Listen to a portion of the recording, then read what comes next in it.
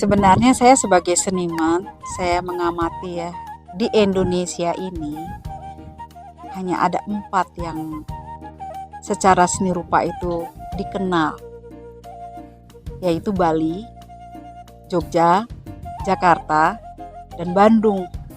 Nah, Pertiwi negeriku ini punya visi merajut Nusantara melalui karya seni. Saya melihat Toba. Toba ini alamnya bagus banget. Danaunya megah. Seandainya seni rupa di sini berkembang, itu pasti akan jauh mempesona dan lebih memikat, mengundang orang-orang untuk melihat keindahan Danau Toba ini lewat seniman-seniman Toba.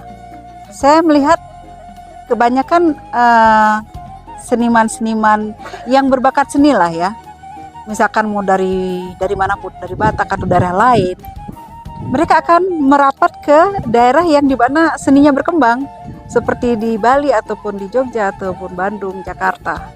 Nah, bagaimana caranya supaya seniman-seniman Toba itu tidak perlu pergi dari daerah yang sudah bagus ini gitu ya, yaitu bagaimana membangun infrastruktur seni rupa dan ekosistem seni rupa di sini. Nah, membangun ekosistem dan infrastruktur itu kan tidak bisa instan.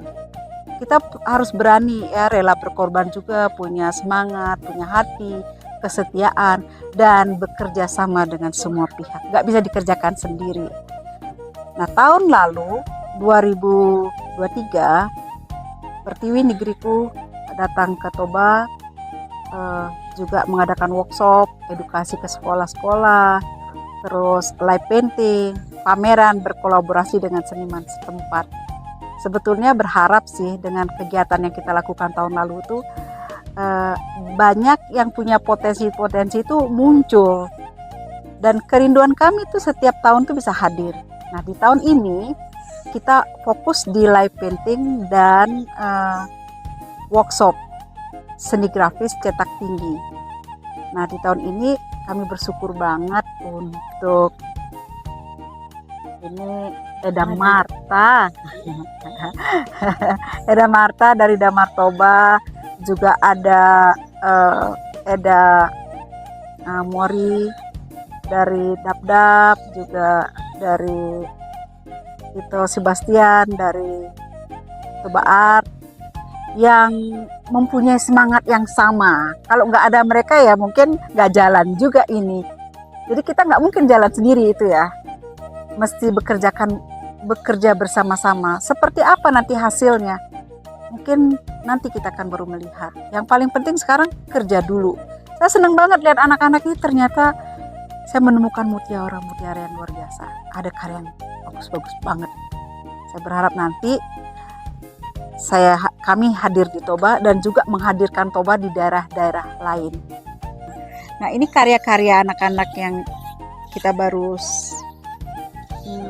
belum selesai sebenarnya, tapi live painting udah hampir selesai ya. Nanti hasilnya akan dipajang di Damar Toba. Kemudian juga nanti akan ada di Toba Art. Teman-teman yang baik diaspora ataupun yang di sini bisa datang ke Damar Toba, bisa datang ke Toba Art untuk melihat karya-karya anak Toba. Saya berharap nanti tahun depan bisa bawa karya-karya ini yang terbaik tentunya untuk pameran di Bali di bulan Juli ya. Ini aja atau anaknya juga ikut? Kalau ada sponsor supaya anak-anak ini bisa melihat gitu seni yang di Bali gitu, penting banget. Jadi mereka hadir waktu pembukaan dan sekalian nari tortor gitu. Nggak apa-apa, ikut aja.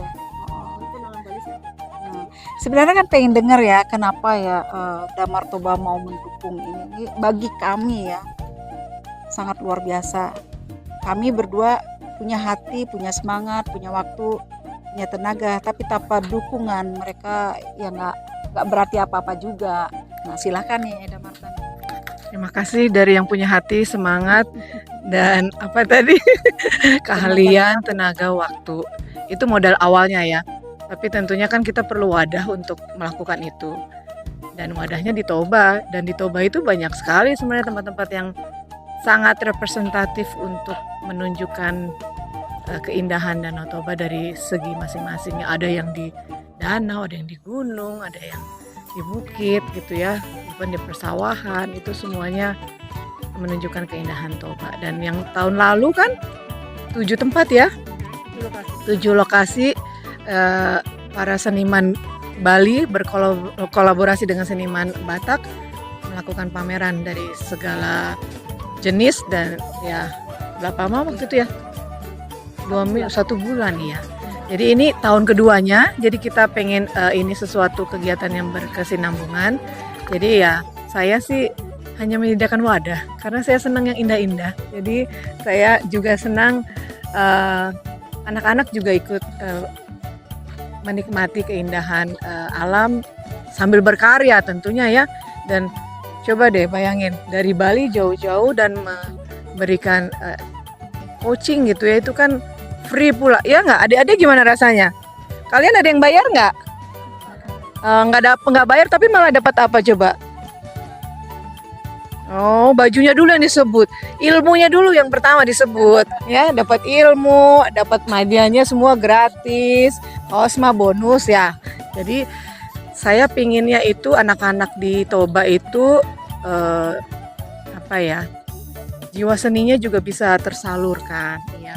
Karena kadang-kadang orang Batak dibilangnya yang jago matematika, fisika, yang ilmu pasti, tapi jago sih seni, tapi seni suara doang kayaknya sejauh ini yang paling menonjol. Ya enggak ya, semuanya kita pengen wadahi dan keseimbangan otak kiri otak kanan. Iya, jadinya saya ingin banget anak-anak ini semakin pede dengan talenta yang Tuhan berikan, dan saya hanya mewadahi, dan melalui wadah yang saya berikan semakin banyak orang yang mengetahui, bukan hanya masyarakat Batak, ayo wisatawan yang datang ke Toba, ke Damar, tentunya kalau karya mereka dipajang di sini tuh bisa melihat, dan kalau tertarik bisa membeli ya. Iya. Gitu. Saya aja udah saya tag-tagkan dulu. Nah, buat yang itu ya, begitu. Makanya jadi bikin yang bagus-bagus. Anak-anak nanti udah ada yang membeli kalau bagus. gitu. Bangga lah. Iya dong. Tapi jangan motivasi langsung itu ya. Motivasinya adalah itu dulu, berguru dulu, ilmunya mendapat semuanya, baru nanti semua akan ditambahkan kepadamu. Amin.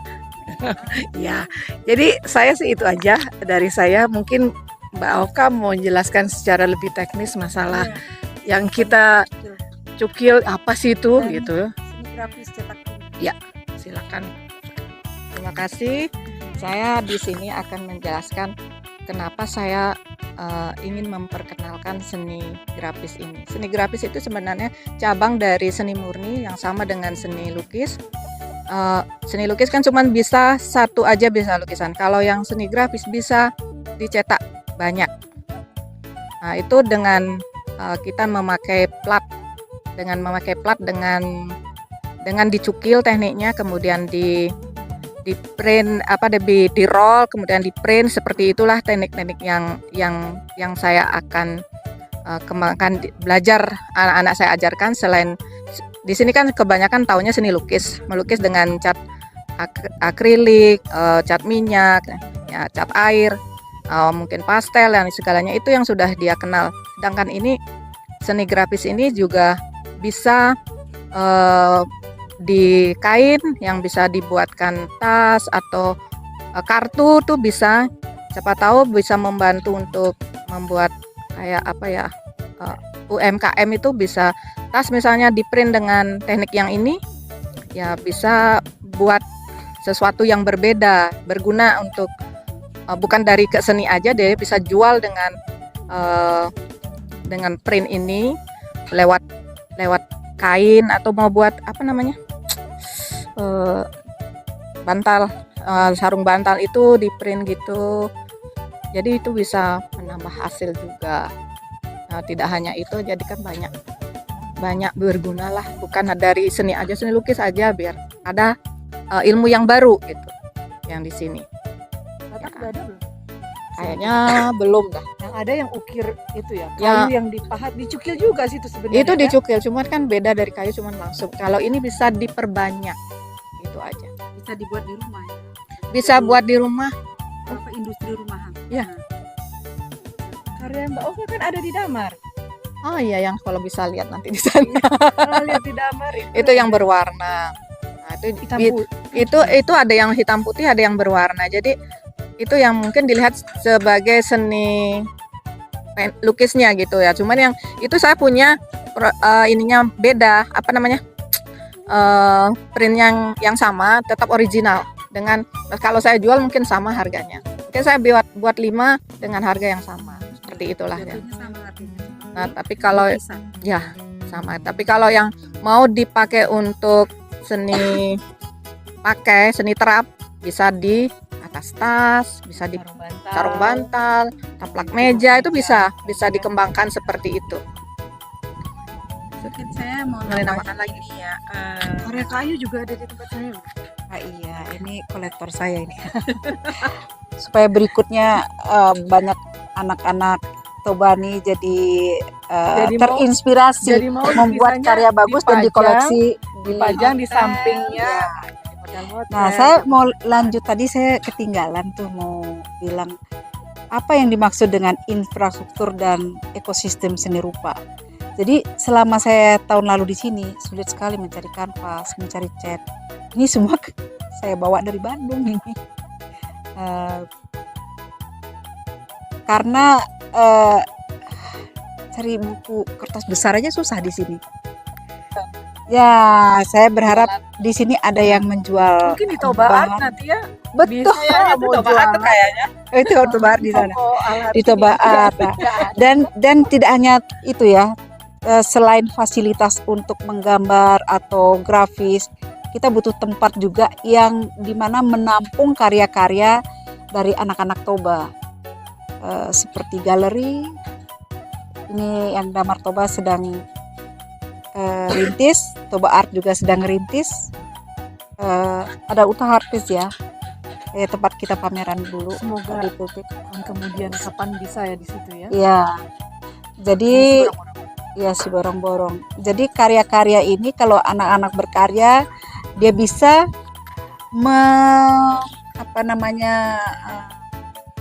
dari Damar Toba bisa menyediakan tempat dan menghubungkan kepada para pencinta seni dan pecinta budaya Batak. Kita kan berharap sebetulnya anak-anak ini lebih banyak menggarap tentang alam dan budaya Batak. Dan itu Temanya juga itu. betul. Nah, Bali itu bisa terkenal karena banyak seniman luar yang datang ke Bali dan memamerkan karya mereka di negara mereka, dan orang penasaran dengan Bali. Orang datang. Berharap berkembangnya seni rupa di Toba ini kita coba bawa ke Bali nanti pameran, ke daerah-daerah lain. Kemudian ada orang-orang luar melihat, dia penasaran dengan di mana sih itu. Taunya Bali ya. Taunya Bali bukan Bali G ya. Ya, kebayang kalau di Bali ada Bali G itu pasti tanda tanya. Dipikirnya ada hubungannya antara Bali dan Bali G. Itu Ada. Suku katanya sama. suku katanya sama. Cuma ada dipikir guyonan loh itu.